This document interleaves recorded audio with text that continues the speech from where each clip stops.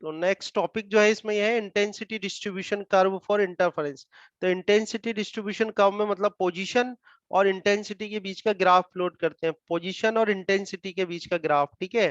तो देखो, let two interfering waves have same amplitude, दो इंटरफेरिंग वेव्स ली जिनका की एम्पलीट्यूड सेम है।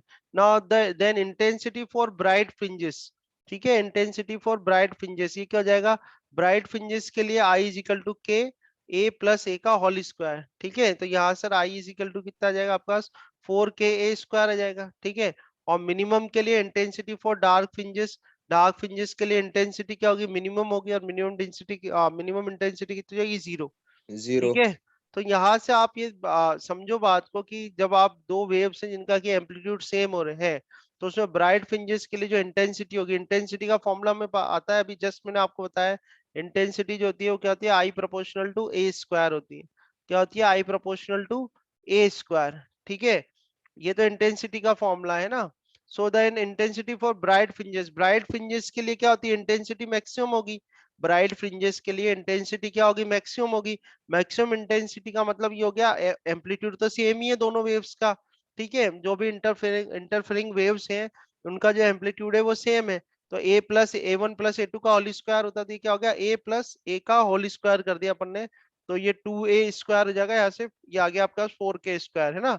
और यहाँ पर आई मिनिमम 0 हो गया। देखो इसमें होगा क्या, अगर एम्पलीट्यूड सेम होगा अपना, तो एम्पलीट्यूड सेम होने पे क्या होगा, मैक्सिमम इंटेंसिटी मिलेगी आपको, और मिनिमम इंटेंसिटी क्या हो जाएगी, 0 हो जाएगी, मिनिमम इंटेंसिटी क्या हो गई, 0। तो इस तरह से जो मिनिमम भी होगा वो मिनिमम बिल्कुल 0, यानी डार्क फ्रिंज जो होगी बिल्कुल डार्क बनेगी, है ना। डार्क फ्रिंज जो बनेगी वो बिल्कुल डार्क फ्रिंज बनेगी, और जो ब्राइट फ्रिंज बनेगी वो बिल्कुल ब्राइट ही बनेगी।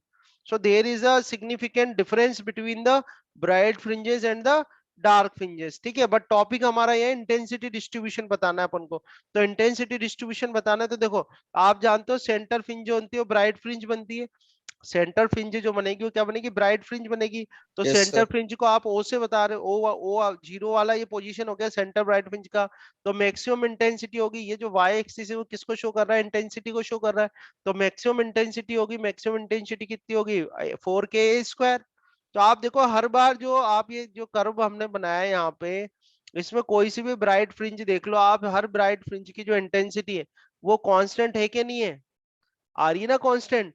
पर ये कांस्टेंट तभी आएगी जब एम्पलीट्यूड क्या हो, हाँ दोनों सर। जो इंटरफेरिंग वेव्स हैं उनका एम्पलीट्यूड क्या होना चाहिए, सेम होना चाहिए, तभी जो उनकी इंटेंसिटी हो क्या होगी, कांस्टेंट होगी। तो आप देखो कांस्टेंट, ये ग्रीन लाइन जो बनाना है ये, तो इंटेंसिटी कितनी है, 4 ka स्क्वायर, ठीक है। और मिनिमम इंटेंसिटी देखो, ठीक है।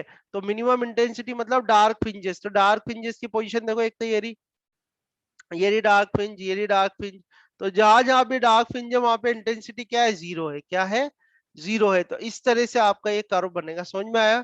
तो इसको बोलते हैं इंटेंसिटी डिस्ट्रीब्यूशन कर्व फॉर हाँ सर। इंटरफेरेंस, क्लियर है यहाँ तक, है ना, बना लोगे इंटेंसिटी डिस्ट्रीब्यूशन कर्व। आगे यस सर। बात चलते हैं कि ये जो इंटरफेरेंस हो रहा है, ये इंटरफेरेंस जो होता है वो क्या फॉलो करता है, कंजर्वेशन ऑफ एनर्जी को फॉलो करता है, ठीक है।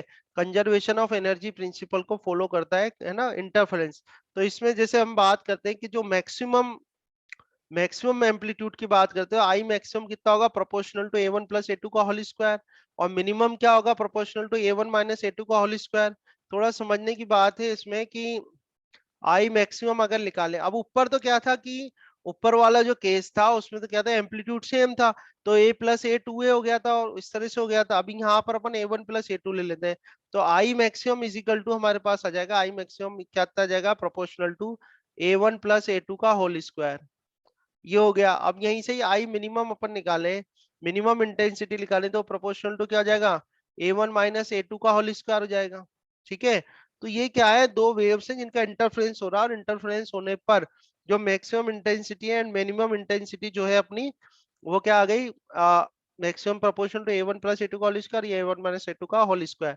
अब यहाँ फाइंड आउट कर रहे हैं इसका एवरेज, क्या फाइंड आउट कर रहे हैं इसका एवरेज, ठीक है। तो एवरेज इंटेंसिटी अगर निकाली जाए तो एवरेज इंटेंसिटी कितनी आ जाएगी, एवरेज इंटेंसिटी निकाले अपन इससे, तो एवरेज इंटेंसिटी के लिए सॉल्व कर लो। कैसे सॉल्व करें एवरेज इंटेंसिटी के लिए इसको, तो आई ब्रैकेट खोल के ऐड मैक्सिमम, करके डिवाइड कर हाँ देंगे टू आई से। Maximum, I maximum plus I minimum, ठीक है, I maximum plus I minimum divide by क्या करें, डिवाइड बाय 2 कर देते हैं। ठीक है, I maximum plus I minimum divide by 2 कर देते हैं।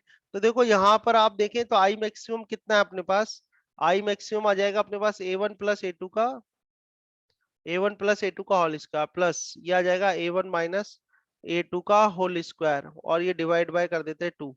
देखो इसमें भी यहाँ पर दोनों में के आ रहा होगा, अगर ये प्रोपोर्शनल हटाओगे तो के आ जाएगा, तो यहाँ पर भी के आ रहा होगा, तो के कांस्टेंट को रहने देते हैं अपन। तो ये जो एवरेज आया आपके पास, ये क्या आया, आई एवरेज क्या आ गया, proportional to a one plus a two, a1 plus a2 का whole square plus a1 minus a2 का होल स्क्वायर। ठीक है, तो यस ये सर। आपने निकाला जब इंटरफेरेंस हो रहा था। ये कह रहे if there is no interference, if there is no interference between the light waves from two source, अगर कोई उसमें इंटरफेरेंस नहीं हो रहा, तो इंटरफेरेंस नहीं हो रहा तो उस केस में क्या करोगे आप, इंटरफेरेंस नहीं हो रहा तो उस केस में आप एवरेज निकालोगे। ठीक है, तो एवरेज अगर अपन इस केस में निकालें जब कोई इंटरफेरेंस नहीं हो रहा, तो between the light waves from the two sources, तो उस केस में देखो क्या होगा, आई निकालो आप, है ना। तो ये आई इज इक्वल टू क्या कर रहे हैं, ये आई इज इक्वल टू कर रहे हैं I one plus I two, I one plus I two divide by to.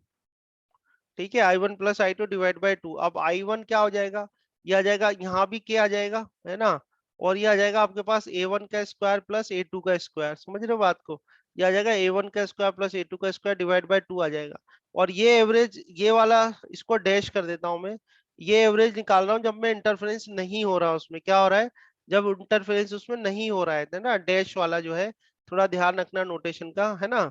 तो यहाँ पर देखो आपके पास क्या आ रहा है, आई एवरेज डैश, ये प्रोपोर्शनल टू आ जाएगा आपके a one square plus a two square and divide by two. इसको मैं एक इक्वेशन कर देता हूँ, इसे एक इक्वेशन कर दी, है ना।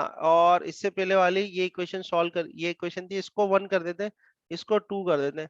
अगर अपन फर्स्ट इक्वेशन को सॉल्व करें, तो फर्स्ट इक्वेशन को सॉल्व करके ये आ जाएगा कि एक्सप्रेशन कोई सेकंड वाला, अगर हम इसको सॉल्व करके देखें, ये जो अपने पास इक्वेशन थी, इक्वेशन नंबर वन, सर इसको ये नहीं सॉल्व आएगा। करें, देखें क्या, from equation, form equation one. ठीक है, तो देख लेते हैं, ये आई एवरेज कर लेते हैं यहाँ पर।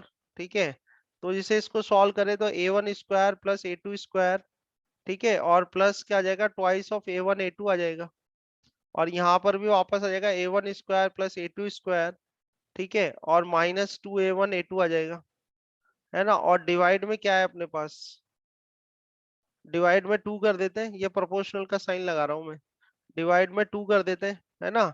तो ये two a one a two, two a one a two, ये तो कैंसिल हो रहा है ना। और इधर से आप देखें, अगर ये टू कॉमन आ जाएगा, तो टू कॉमन आ जाएगा तो ये a one square plus a two square आ जाएगा, है ना। ये डिवाइड में टू है तो ये टू से टू कैंसिल कर देना। तो ये जो आई एवरेज आ रहा है आपके पास, ये आई एवरेज प्रोपोर्शनल टू कितना आ रहा है, a one square plus a two square, आ रहा है नहीं आ रहा। और ये थर्ड इक्वेशन कर देता हूँ मैं, ये हाँ थर्ड सर ये आ इक्वेशन रहा है, था। यही आ रहा है। ठीक है, तो आप देखो क्या करते हैं, सेकेंड इक्वेशन जो है, सेकेंड इक्वेशन में ये जो टू है, टू भी क्या एक नंबर है, कांस्टेंट वैल्यू है, कांस्टेंट वैल्यू ना, तो अपन इस टू को भी हटा सकते हैं यहाँ से, और टू को हटा के ये जो ए आई एवरेज है, आई डैश एवरेज, इसको क्या लिख सकते हैं, proportional to a one square plus a two square. A two square. ठीक है, तो इस तरह से देखो, ये प्रोपोर्शनलिटी में अगर आप कंपेयर करो, तो यही जो इक्वेशन है अपनी सेकंड नंबर की इक्वेशन, तो इक्वेशन टू और इक्वेशन थ्री बराबर आ रहे हैं, यानी कि जो एवरेज इंटेंसिटी है, वो पहले अगर इंटरफेरेंस नहीं हो रहा, तब भी एवरेज इंटेंसिटी कितनी आ रही है, a one square plus a two square आ रही है, और, है ना, और इस समय इंटरफेरेंस हुआ तब भी एवरेज इंटेंसिटी कितनी आ रही है, a one square plus a two square. तो एवरेज इंटेंसिटी जो है वो दोनों ही केस में क्या है, कांस्टेंट है, आप यहाँ पर देखो। ठीक है, हाँ sir. it is same as average, it is same average intensity, so there is no loss of energy, so conservation of energy होती है in case of a interference। ठीक है, तो ये दो पॉइंट आप यहाँ से क्लियर कर सकते हो। तो जैसे आप जब भी प्रोपोर्शनल का साइन लगा रहे हो, so you can remove this two also. ठीक है, तो कंपेयर करो दोनों ही केस में जो एवरेज इंटेंसिटी आ रही है, एवरेज इंटेंसिटी कितनी आ रही है आपकी, a one square plus a two square, है ना। यहाँ पर भी आप ध्यान रखना, ये एवरेज मैंने यहाँ सॉल्व कर दिया है साइड में, है ना, इधर साइड में मैंने सॉल्व कर दिया है। तो ये वाली जो टर्म है, इनको करेक्ट कर हाँ लेना सर। आप, ये जो टर्म है इनको करेक्ट कर लेना। ठीक है ना, ये जो टर्म है यहाँ पे मैंने इसको सॉल्व कर दिया है साइड में। यहाँ पर भी आप एवरेज इंटेंसिटी जो निकालोगे इस केस में, ये प्रोपोर्शनल टू कितनी आ रही है, A1 square plus A2 square आ रही है। ठीक है ना, ये साइड में सॉल्व कर दिया। आ गया समझ यस में? सर। दोनों टॉपिक क्लियर हो गए हाँ है ना, सर। इंटेंसिटी डिस्ट्रीब्यूशन वाले। Intensity distribution curve for interference and conservation of energy in interference. ठीक है, इस तरह से आ जाएंगे।